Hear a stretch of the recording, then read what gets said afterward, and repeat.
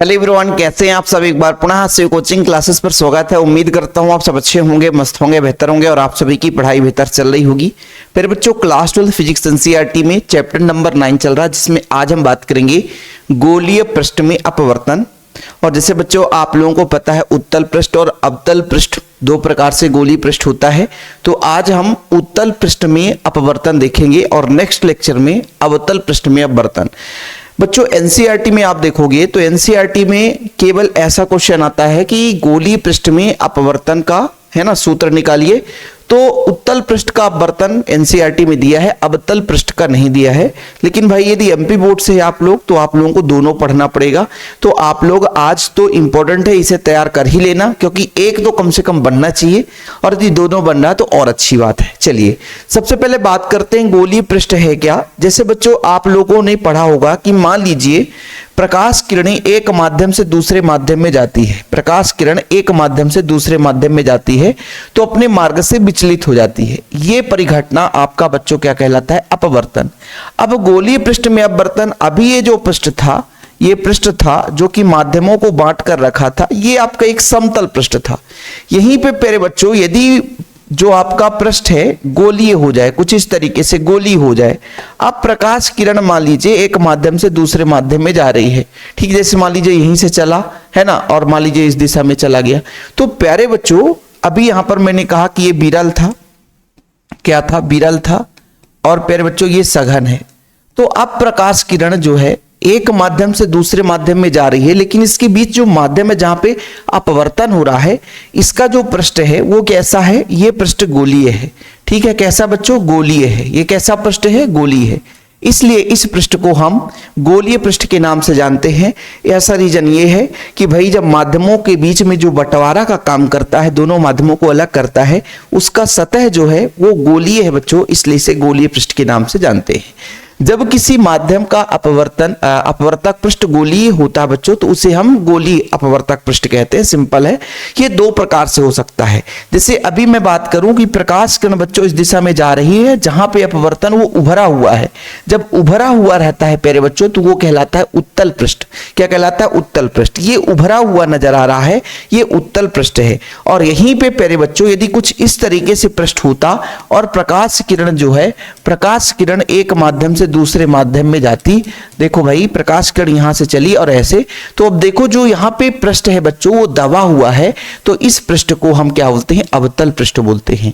अभी यहां पे जहां पे अपवर्तन हुआ था ये उभरा हुआ था बच्चों, इसलिए उत्तल पृष्ठ था, और ये दबा हुआ है इसलिए इसे अवतल पृष्ठ कहते हैं। तो गोलीय पृष्ठ की बात करें तो दो प्रकार का होगा। एक तो आपका उत्तल पृष्ठ जिसका अपवर्तक पृष्ठ उभरा हुआ रहेगा बच्चों, वो आपका क्या कहलाएगा, उत्तल पृष्ठ कहलाएगा। और जिसका अवतल पृष्ठ क्या है, अब यहां पर देखो अपवर्तक पृष्ठ दबा हुआ रहेगा बच्चों, अपवर्तक पृष्ठ दबा हुआ रहेगा, उस पृष्ठ को हम अवतल पृष्ठ कहते हैं। ठीक है, एक एक मिनट का समय लेंगे, ज्यादा इसमें कुछ है नहीं। मान लीजिए अपवर्तन हो रहा, प्रकाश किरण एक माध्यम से दूसरे माध्यम में जा रही है, जहां पे माध्यम है बीच में है ना, जहां पे अपवर्तक पृष्ठ है वो गोलीय है बच्चों, तो गोलीय अपवर्तक पृष्ठ कहलाया। दो प्रकार का होता है, एक उत्तल पृष्ठ, यदि अपवर्तक पृष्ठ उभरा हुआ है तो आपका उत्तल पृष्ठ कहलाएगा। यदि अपवर्तक पृष्ठ दबा हुआ है, जैसे यहां पे बात करा मैंने, दबा हुआ है, तो वो आपका अवतल पृष्ठ कहला जाता है।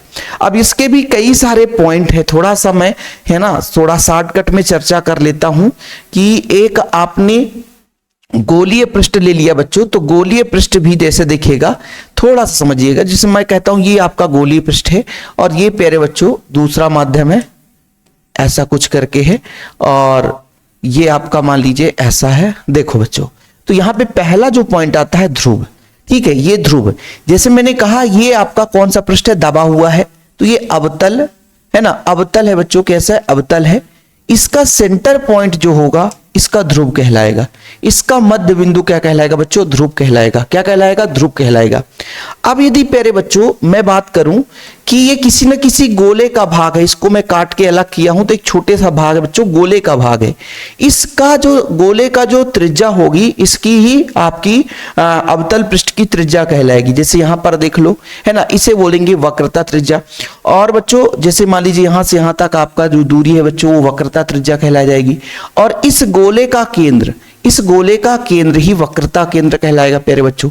यानी जो हमने बात किया कि जो हमने यहाँ पे गोलीय पृष्ठ लिया प्यारे बच्चों, ये जो गोलीय पृष्ठ है, ये गोलीय पृष्ठ है, किसी न किसी गोले का भाग है, किसी न किसी गोले का भाग है ना। उस गोले का केंद्र क्या वक्रता केंद्र कहलाएगा, और उस गोले की त्रिज्या वक्रता त्रिज्या कहलाएगी बच्चों। क्या कहलाएगी?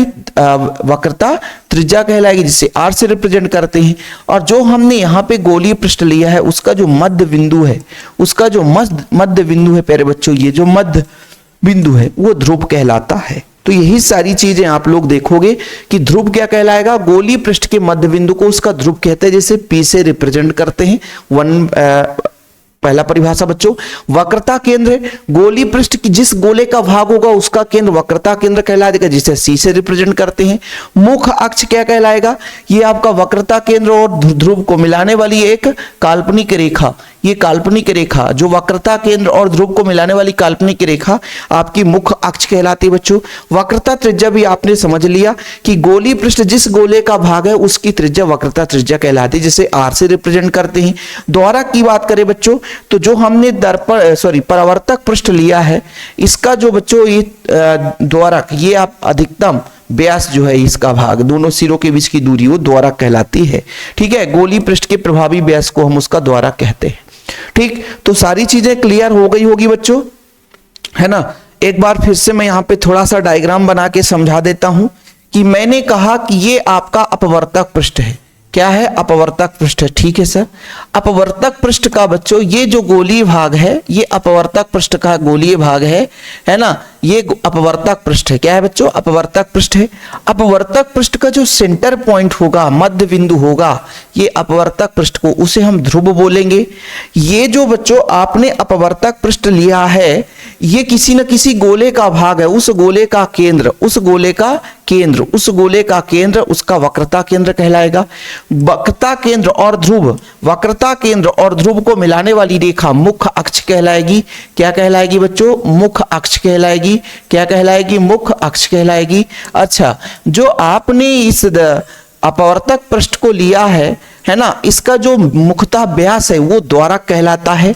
क्या कहलाता है? द्वारक कहलाता बच्चों।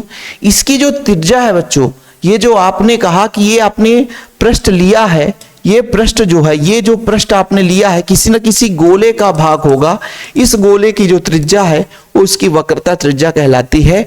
ध्रुव इसका मुख्य बिंदु हो गया। इतना क्लियर हो गया होगा। जो चीज मैं यहाँ पे लिखा हूं, बड़े प्यार से आप लोग स्क्रीनशॉट ले सकते हो। हम यदि हम बात करें कि चिन्ह की बात करें बच्चों, जब हम दूरी की बात करें, जैसे ध्रुव से दूरी ले रहे हैं, तो प्रकाश किरण के विपरीत, यदि प्रकाश किरण इधर चल रही है, दूरी इसके विपरीत ले रहे हैं तो ऋणात्मक होगा। यदि प्रकाश की दिशा के संगत ले रहे हैं तो धनात्मक होगा। यदि मान लीजिए वस्तु के विपरीत ले रहे हैं बच्चों, यदि वस्तु ऊपर है और प्रतिबिंब उसके नीचे है तो चिन्ह ऋणात्मक हो जाएगा। ये आप लोगों ने, है ना, पढ़ लिया है, परावर्तन में भी पढ़ा है आप लोगों ने, है ना, अपवर्तन में पढ़ा है। आप गोलीय पृष्ठ में अपवर्तन कर रहे हैं, वहां भी आप देख रहे हो बच्चों।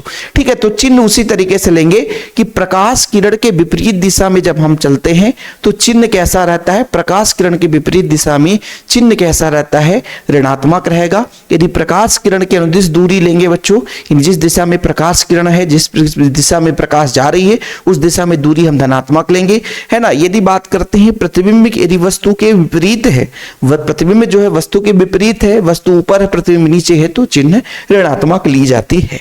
चीजें क्लियर है।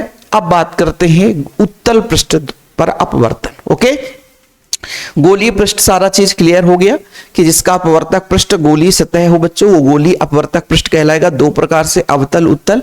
अभी आप उत्तल पढ़ोगे तो उत्तल में देखना जो परावर्तक पृष्ठ है बच्चों वो उभरा हुआ रहेगा, अवतल में परावर्तक पृष्ठ दबा हुआ रहता है। अब मैंने बात किया उसके ध्रुव की, तो जो आपका परावर्तक पृष्ठ है उसका सेंटर पॉइंट ध्रुव कहलाएगा, है ना। जिस गोले का भाग होगा उसका केंद्र वक्रता केंद्र कहलाएगा। जिस गोले का भाग है उस गोले की त्रिज्या वक्रता त्रिज्या कहलाएगी। वक्रता केंद्र और ध्रुव को मिलाने वाली काल्पनिक रेखा मुख्य अक्ष कहलाएगी बच्चों, और इसका अधिकतम व्यास इसका क्या कहलाता है? तो द्वारक कहलाता है। ठीक है सर, चीजें क्लियर है। आगे बात करते हैं। अब कहानी में ट्विस्ट आने वाला है, आप लोग थोड़ा सा समझिएगा बच्चों। यहाँ पे आप लोग थोड़ा सा देखिएगा। मैं यहाँ पे गोलीय क्या बनाता हूं, ठीक। अब यहां पे प्यारे बच्चों एक अपवर्तक पृष्ठ बना देते हैं। ये आपका देखो गोलीय अपवर्तक पृष्ठ है, लेकिन इसमें क्या बोला था, उत्तल के लिए बात करेंगे, उत्तल के लिए बात करेंगे। किसके लिए, उत्तल के लिए बात करेंगे। तो ये आपका उत्तल हो जाएगा, ये उत्तल हो गया। ठीक है, उभरा हुआ है बच्चों इसलिए उत्तल हो गया। देखो चित्र यदि आप लोग अच्छे तरीके से कर लेंगे तो फिर दिक्कत नहीं होगी। ठीक है, देखना बच्चों, इसके ध्रुव से जाते हुए ये आपने बना दिया, क्या बना दिया सर, ये थोड़ा ऐसा कर दो, तो ये आपने बना दिया इसका मुख्य अक्ष। मुख्य अक्ष कहां से होकर जाता है, एक तो यहां पे आपका ध्रुव हुआ होगा बच्चों, पी से होकर जा रहा है, और यहां पे इसके वक्रता केंद्र यहां पे हम बात करते हैं सी है।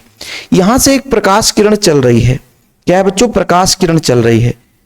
ठीक, प्रकाश किरण चल रही है, यहां से प्रकाश किरण आपतित हो गई यहां पे, 1 मिनट, प्रकाश किरण यहां पे आपतित हो गई बच्चों, और यहां पे एक अभिलंब भी होगा। सर अभिलंब है, सर अभिलंब है, एक अभिलंब है यहां पे, ये क्या है, अभिलंब है, ये अभिलंब है, अभिलंब की ओर ये झुक गया बच्चों। प्रकाश किरण कैसे होगा, अभिलंब की ओर, क्योंकि इधर विरल है, इधर क्या है, विरल है। ये कैसा माध्यम बच्चों, विरल है, और इधर म्यू अपवर्तनांक का सघन माध्यम है। कैसा बच्चों, सघन माध्यम है। तो अभिलंब की ओर झुकेगा, अभिलंब की ओर झुक जाएगा, तो ये प्रकाश किरण यहां से चलेगा,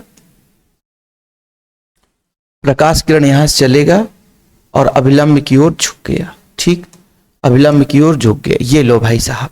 ठीक, अब मैं बात करता हूं कि मान लीजिए बिंदु वस्तु है, बिंदु वस्तु यहां पे अल्फा कोण बनाता है। कैसा बच्चों, अल्फा कोण, और यहां पे बच्चों यहां पे प्रतिबिंब बनेगा, आखिरी प्रतिबिंब है ना, तो यहां पे जो प्रतिबिंब बनेगा तो यहां पे मान के चलता हूं बीटा कोण बनाया। कैसा बच्चों, बीटा कोण, और ये मुख्य अक्ष के साथ यहां पे गामा कोण बनाता है। ठीक, चलो अब बच्चों आप सबको पता है कि एक तो अभिलंब है, जैसे मैं कहता हूं ये बिंदु ए हो गया बच्चों, है ना, प्रतिबिंब यहां पे आई बन गया है, और ये आपका सी हो गया। ठीक, ये अभिलंब है बच्चों। ठीक है, इसको अपन माना, इसको एस पी एस डैश इसका गोलीय अपवर्तक पृष्ठ है, सी वक्रता केंद्र है। ठीक है, म्यू अपवर्तनांक का कोई माध्यम रखा हुआ है। ठीक, यहां तक क्लियर। अब यहां पर हम कुछ भी बिंदु दे सकते हैं बच्चों, जैसे आपने कहा इधर एन दे दें, इधर एन दे दें, और यहां पे बच्चों हम एम दे देते हैं। क्या दे देते हैं, एम दे देते हैं, और जो भी आपको मानना है मान सकते हो। तो यहां पे ये जो कोण बना था, इस कोण को हम क्या बोलेंगे, आपतन कोण बोलेंगे, और अपवर्तन के बाद जो यहां पे कोण बना था, ये कोण बच्चों अपवर्तन कोण होगा। ये आप लोगों से यदि चित्र बन गया तो समझो थ्योरम आपसे 2 मिनट में बन जाएगा। थ्योरम में कुछ है ही नहीं है, थ्योरम में कुछ है ही नहीं है भाई। ठीक है, थोड़ा सा यदि किताब में बात करें तो वक्रता केंद्र यहां पे ऐसा लिया है। ठीक है, तो किताब के आधार पर लेते हैं तो अच्छा रहेगा। इसका वक्रता केंद्र अंदर की ओर होगा, यहाँ पे सी माना है, बिंदु वस्तु ओ माना है। ठीक है, ये चीज है। ठीक, और भी तो कहीं पे नहीं है। चलिए क्लियर, आई है, सब बढ़िया है। चलो अब बच्चों मैं यदि आपसे बोलूंगा कि वस्तु की दूरी को किससे रिप्रेजेंट करोगे, वस्तु की दूरी को किससे, ध्रुव से वस्तु की दूरी, ये बिंदु वस्तु है, यहां से यहां तक ये बिंदु वस्तु होगी बच्चों। ठीक, और यदि ध्रुव से यहां तक की बात करता हूं तो ये आपकी प्रतिबिंब की दूरी हो जाएगी। ठीक, और यहां से यहां तक की बात करता हूं तो ये आपका बच्चों देखना, ये जो दूरी है इस दूरी को हम u से, वस्तु की दूरी है ना, और ये बच्चों वक्रता केंद्र है जिसकी वक्रता त्रिज्या r रिप्रेजेंट करेंगे, और प्रतिबिंब की दूरी को प्यारे बच्चों हम v से रिप्रेजेंट करेंगे। हाँ, धन ऋण की बात करेंगे तो धन ऋण की जो डायरेक्शन है वो बच्चों प्रकाश के किरण के अनुदिश हम लेकर चलेंगे। अब फिलहाल यहां तक क्लियर है। ठीक है, तो हमने कहा कि एस पी एस डैश एक बच्चों मुख्य उत्तल पृष्ठ है, पी इसका ध्रुव है, सी वक्रता केंद्र है, पृष्ठ के बाईं ओर तथा दाईं ओर म्यू अपवर्तनांक कोई माध्यम है, इधर वायु है बच्चों, विरल है, म्यू अपवर्तनांक का सघन माध्यम है। सघन है इसीलिए तो अभिलंब से झुक गया, अभिलंब की ओर। प्रकाश किरण यहां चली, ये अभिलंब रहा होगा, अभिलंब की ओर झुक गया है बच्चों। ठीक, तो मैं यहां पे आपसे कह दूं कि आपतन कोण कौन सा होगा, तो बोलोगे सर आपतन जो कोण बना है वो आपतन कोण बना है कोण ओ ए एन, ये कौन सा है आई। और अपवर्तन कोण बताओ, अपवर्तन कोण कौन सा बना है, अपवर्तन कोण बता दो बच्चों, तो कोण सी ए आई बराबर आर, ये अपवर्तन कोण बना है। देखो ये अपवर्तन कोण सी ए आई और आपतन कोण ओ ए एन। ठीक सर, माना थोड़ा लिखिएगा कि माना आपतित किरण,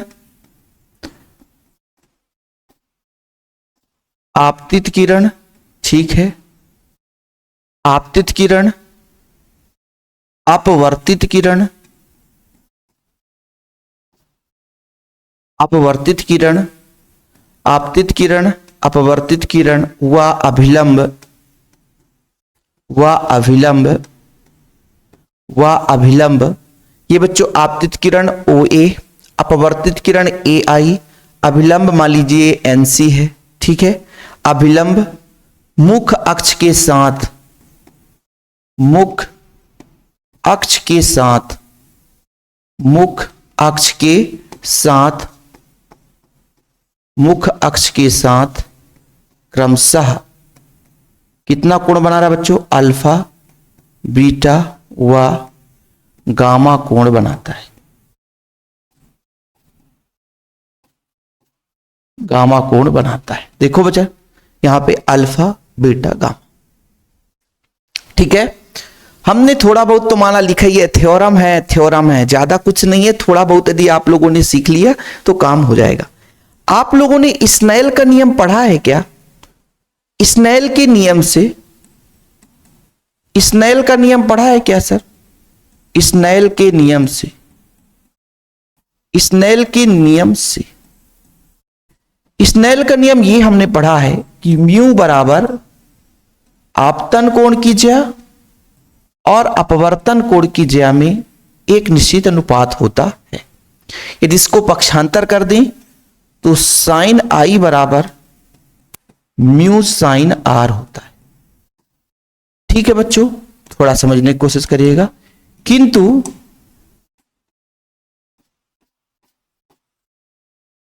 साइन आई का मान अत्यंत छोटा हो तो आई के बराबर होगा, व साइन आर का मान अत्यंत छोटा हो प्यारे बच्चों तो लगभग इसको अपन आर के बराबर हो जाएगा। तब हम साइन आई की जगह आई कर देते और म्यू साइन आर की जगह आर कर देते और इसको समीकरण 1 दे देते। बच्चों यहां से आप लोग समझने की कोशिश करिएगा, आपतन कोण की ज्या और अपवर्तन कोण की ज्या में एक निश्चित अनुपात होता है। स्नेल का नियम सबने पढ़ा है। ऐसा क्यों हम कर दिए? क्योंकि यदि आई और आर का मान अत्यंत सूक्ष्म होता, आप लोगों को समस्या होगा तो यहां पे मैं बता देता हूं कि यदि आई तथा आर का मान अत्यंत सूक्ष्म हो तो साइन आई बराबर आई और साइन आर बराबर आर। ठीक, चले आगे बात करते हैं। थोड़ा सा आप लोगों को यहां पे मैं ले चलता हूं बच्चों, एक त्रिभुज में ओ ए सी में, त्रिभुज ए ओ सी में, त्रिभुज ए ओ सी में बहिष्कोण आर बराबर जो होगा वो अल्फा प्लस गामा के बराबर होगा। ऐसा क्यों देखना बच्चों, देखना ना, फिर मिटा दूंगा मैं। एक त्रिभुज ऐसा लेता हूं, ठीक, जिसमें यहां पे अल्फा है और यहां पे गामा है। इस त्रिभुज को जब हमने एक भुजा आगे बढ़ाया तो ये जो कोण बना बच्चों बहिष्कोण है। बहिष्कोण का मान सम्मुख कोण के योग के बराबर होता है। समझ में आया? ये आपने त्रिभुज ले लिया। त्रिभुज में किसी एक भुजा को आगे बढ़ाओ तो जो कोण बनता है उसे बहिष्कोण कहते हैं, और बहिष्कोण का मान सम्मुख कोणों के योग के बराबर होता है। कुछ समझ में आया? नहीं आया सर? मैंने बोला कि एक त्रिभुज ऐसा है, इसको जब आगे बढ़ाया तो यहां पे जो कोण बना बहिष्कोण बना। ये बहिष्कोण का मान सम्मुख कोणों के योग के बराबर, किसी भी त्रिभुज में बहिष्कोण का मान सम्मुख कोण के योग के बराबर है। मतलब आई का जो मान है अल्फा और गामा के बराबर होगा, अल्फा और गामा के बराबर होगा। आई का मान कोण जो आई का मान है वो अल्फा और गामा के बराबर होगा। किसके बराबर होगा बच्चों? अल्फा और गामा के बराबर होगा। आई का मान अल्फा और गामा के बराबर होगा। ठीक है सर, फिर से बात करते हैं। देखिएगा बच्चों, एक और त्रिभुज लेकर चलेंगे, इस बार फिर समझना। अब एक त्रिभुज इस वाले को लेकर चलेंगे। ये त्रिभुज है बच्चों, इसके एक भुजा को आगे बढ़ा दिए तो ये भी तो बहिष्कोण बन गया। इस त्रिभुज के लिए बहिष्कोण बन गया, तो जो गामा है आर और बीटा के योग के बराबर होगा। यानी त्रिभुज हम बात करें ए सी आई में, त्रिभुज ए सी आई में देखना बच्चों, वह त्रिभुज ए सी आई में, आई ए वाला आई में, त्रिभुज ए सी आई में बहिष्कोण गामा का जो मान है फिर बच्चों वो आर और बीटा के योग के बराबर होगा। ठीक है, कोई दिक्कत? यहां से आर का मान निकाल लो आप लोग, यहां से आर बराबर निकालोगे बच्चों तो ये गामा है माइनस बीटा हो जाएगा। आई और आर का मान समीकरण 1 में रख दो। आई व आर का मान समीकरण 1 में रखने पर। ठीक है, चलो सर रख दो, यहीं पे करते हैं, अभी तो काफी जगह है तो आप लोगों को परेशान भी नहीं होना पड़ेगा। मान रखेंगे बच्चों समीकरण 1 में, तो आई बराबर कितना है? आई बराबर कितना है? अल्फा धन गामा म्यू, और फिर बच्चों आर बराबर कितना है? Gamma minus beta, gamma minus beta. Alpha धन गामा ही था, अल्फा धन गामा, आई बराबर अल्फा धन gamma mu gamma mu beta. Gamma gamma को एक साइड ले आते हैं, जैसे अल्फा यहां पे रहने दो, बीटा को इधर ले आओ तो म्यू बीटा। ये प्लस है बच्चों, पक्षांतर होगा तो माइनस में हो जाएगा। म्यू का मान ले लेते या गामा का मान ले लेते तो अल्फा प्लस म्यू बीटा। अब प्यारे बच्चों गामा का मान ले लें तो कितना आ जाएगा? Mu minus 1।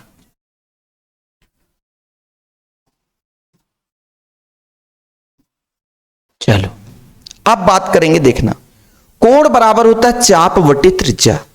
जैसे अल्फा है बच्चों, इसका चाप हो जाएगा ये पी ए, 1 मिनट, ये पी ए, त्रिज्या आपका पी सी।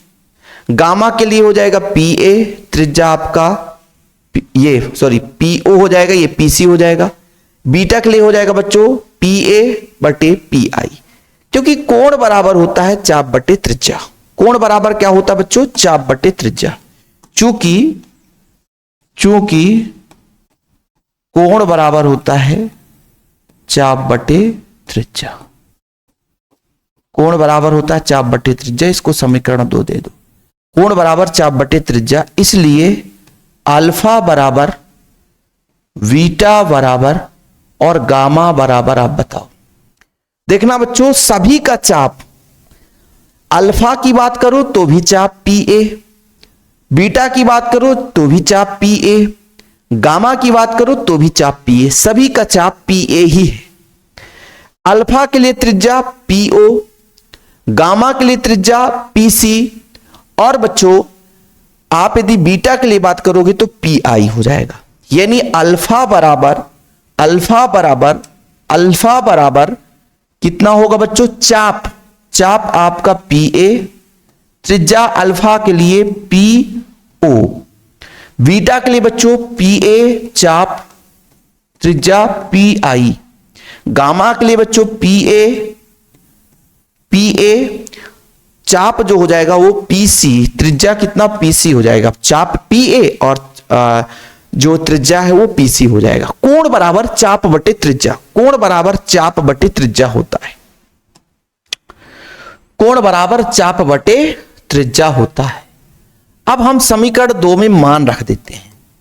समीकरण 2 में मान रखने पर, समीकरण 2 में अल्फा बीटा गामा का मान रखने पर, मान रखते हैं प्यारे बच्चों, अल्फा बराबर रखना PA बटा PO, PA बटा PO प्लस म्यू है प्यारे बच्चों, बीटा बराबर रखो PA बटा PI, ठीक है, बराबर गामा बराबर PA बटा PC और म्यू -1। देखो बच्चों हर जगह PA है तो PA तो मार दो गोली, PA को तो मार दो गोली, PA जब हट जाएगा तो 1 बटा PO धन म्यू बटा PI बराबर म्यू -1 बटा PC बचेगा। देख लो जरा, ये आपका आएगा। मैंने कहा ना हर जगह से PA हटा दो, यहां भी यहां भी यहां भी, हर जगह से PA हटा दिया तो ऐसा आपको देखने को मिल जाएगा। ठीक है, चलो इसका मतलब आपके पास कितना आ गया, 1 बटा PO धन म्यू 1 बटा कितना आया था PI और इधर आया म्यू -1 PC आया। चिन्ह परिपाटी से, चिन्ह परिपाटी से,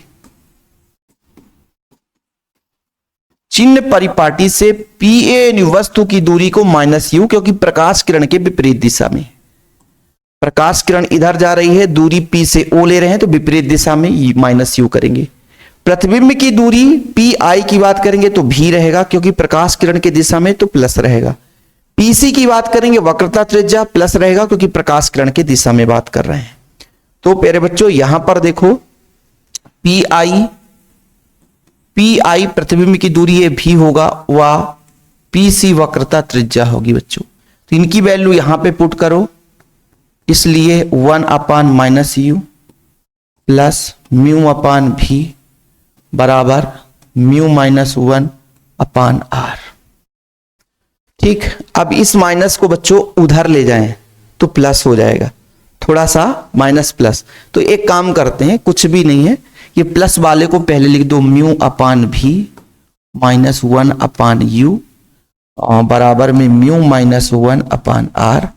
जी प्यारे बच्चों आपका आ चुका है, जिस चीज के लिए हम अभी तक मेहनत कर रहे थे, यही आपका बच्चों क्या है, ये आपका आ गया गोलीय पृष्ठ में उत्तल पृष्ठ द्वारा अपवर्तन का सूत्र। ठीक है, यही बच्चों उत्तल पृष्ठ का अपवर्तन सूत्र है, यही उत्तल पृष्ठ का अपवर्तन सूत्र है। अब कहां पे दिक्कत है आप लोगों को, एक बार फिर से स्किप कर लेना आप लोग। ठीक है, सबसे पहले मैंने बात किया कि प्रकाश किरण आपतित हुई बच्चों, ये आपतन कोण या अपवर्तन कोण है। ठीक है, आपतित किरण, अपवर्तित किरण और अभिलंब अल्फा बीटा गामा कोण बनाता है। फिर इसके बाद मैंने स्नेल का नियम लिया, आपतन कोण की जगह अपवर्तन कोण की जगह के बराबर होता है। यदि कोण का मान कम है बच्चों तो साइन आई बराबर आई और साइन आर बराबर आर। तो यहां पर आई की जगह आई कर दिया, साइन आर की जगह आर कर दिया। आई और आर का मान मैंने बच्चों बहिष कोण से निकाला। बहिष कोण किसे बोलते हैं, किसी त्रिभुज के एक भुजा को आगे बढ़ाओ तो जो कोण बनता है बहिष कोण होता है। जैसे आई की बात करूं तो ये सम्मुख कोणों की योग के बराबर हो गया। जब इस त्रिभुज की बात किया बच्चों तो गामा बराबर आर धन बीटा के बराबर हो गया। तो इस तरीके से मैंने यहां से निकाला, फिर यहाँ पे वैल्यू पुट कर दिया, फिर यहाँ पे बच्चों कोण बराबर चाप बटे त्रिज्या के आधार पर मैंने अल्फा बीटा गामा का मान निकाल कर रख दिया। फिर चिन्ह परिपाटी से वस्तु की दूरी, प्रतिबिंब की दूरी और वक्रता त्रिज्या का वैल्यू पुट कर दिया। इस तरीके से आपका गोलीय पृष्ठ का अपवर्तन सूत्र निकल कर आ गया। ये लेक्चर नंबर 1 था, थोड़ा सा बेसिक भी था इसलिए लंबा था। अगले लेक्चर में मुश्किल से 15 से 20 मिनट में कथम मतलब अवतल पृष्ठ का जो अपवर्तन सूत्र है ना, यानी अवतल पृष्ठ का अपवर्तन सूत्र आसानी से 2 मिनट में हो जाएगा, मतलब 10-15 मिनट में। तो इस तरीके से खत्म। ये सारा चीज नोट्स में भी अवेलेबल रहता है। जिन बच्चों ने नोट्स नहीं लिया है तो मात्र 100 रुपए चार्ज है। फिजिक्स का प्रॉपर नोट्स लेना है तो कॉन्टेक्ट नंबर है 9685 29 91 49 9685299149। मात्र 100 रुपए चार्ज है बच्चों, प्रॉपर नोट्स मिलते हैं। फिलहाल अभी के लिए इतना ही। जय हिंद, वंदे मातरम।